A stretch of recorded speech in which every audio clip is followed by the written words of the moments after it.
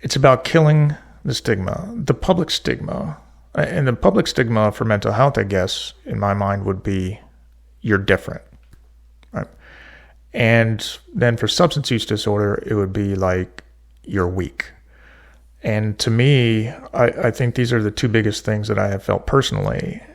A stigma for mental health and substance is I'm different and I'm weak, right? Which are these are really damaging thoughts. And how do we recover from that? What directions do we go?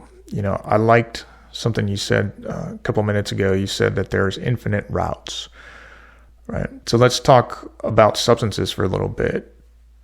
To get away from the fact you think you're weak because of substances, or because society thinks you're weak because of substances. Well, there's infinite routes. You can go to recovery, right? There's a lot of different ways to get there, but I think one of the biggest things to start with is simply accepting the fact that you made mistakes. Accepting the fact, like when I walked into my doctor's office and said, I can't stop drinking. That was Mike's laughing at me, right? Because you've been there, right?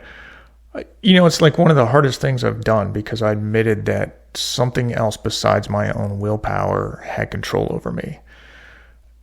But from that point on, it was about moving forward. And I think that's anything but weak.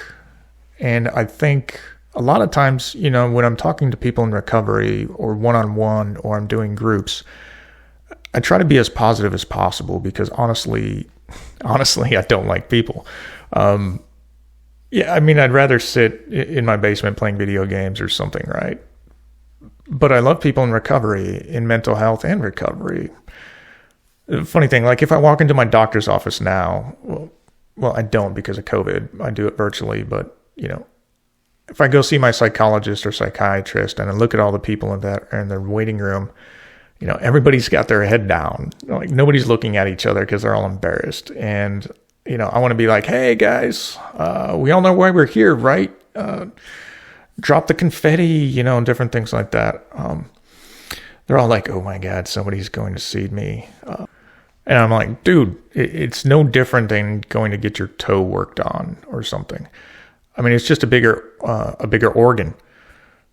These are the rock stars, right? These are the people that are, these are the people that are the highest in society. They're the people that have walked into the room to see somebody to raise their hand and say, I want to better the most important organ in their body. And the same thing with folks in recovery. I still see, I see people in detox, right? And they look like crap because, I did too. But they're just like, man, it's a really bad day. And I'm like, hey, congratulations for making the most important decision that you can make in your life, man. You're a rock star. You know how many people out there haven't done this or can't do this? And that's why, just to fight the stigma about being weak, it's such a thing to me, because it's actually the opposite of weak. When you raise your hand and you come forward.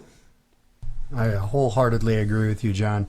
The weakest I've ever been in my entire life is when I live in fear of the opinions of others. And I wrote some affirmations down that I have to look at daily.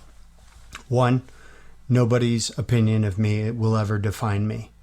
My opinion of me will not define me either. And I'm clearly going to be defined by choices I make. And those choices are a constant variable every day. But to your point, when I was sitting in various cognitive dojos, otherwise known as 12-step meetings, smart recovery meetings, you hear the newcomer and they're like, I was just so afraid I'm going to run into somebody I know in here. And it's like, why we're all here, right? We're not here because we have our collective fecal matter together. Like, we are here because we don't. And we recognize that. Welcome, my friend. And I wholeheartedly agree with you that, when we are interfacing with these other people like us that are ready to face self, and to do it the right way, is to not face alone. that's when the true aspect of freedom comes, and that's when that fear of the stigma begins to fade, and I get to see it for what it is. It's a paper tiger. It's like, all right, well, now I'm valuing the opinions of people that, A, don't give a crap about me anyway, or two, or B, sorry. Sorry, TBI, man, it's always running a subroutine. Or B, they are also suffering and just not ready to come to grips with it. At any rate, not my circus, not my monkey.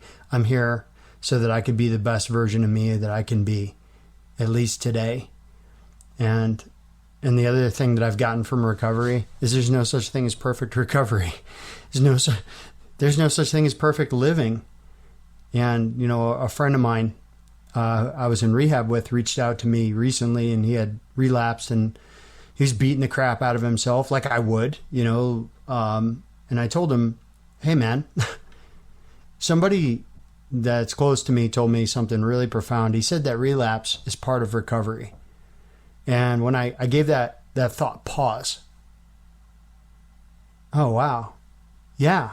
Does relapse necessarily mean I'm going to pick up booze or, hit a vein? No. Relapse occurs between my ears. That's where it occurs first, before it goes into kinetics, whatever my escape tool is going to be. But it happens in my head first.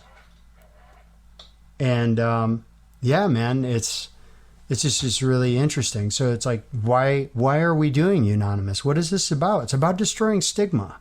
Like, how dangerous is stigma?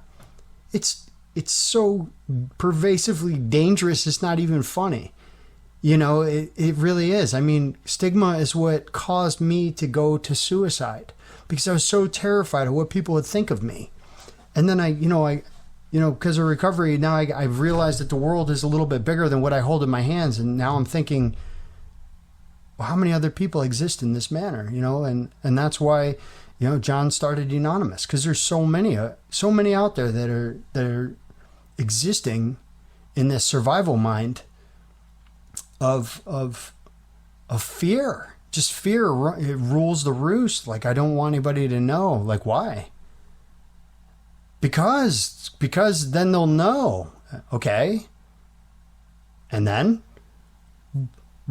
I will catch fire and die. It's like, that didn't happen. And that's what happened when you went into your doctor's office. And when you said that about the waiting room, I started thinking about As Good as It Gets with Jack Nicholson. I love it. What a great movie, man. Such a fantastic mental health movie, too. Yeah. I really thought it was great.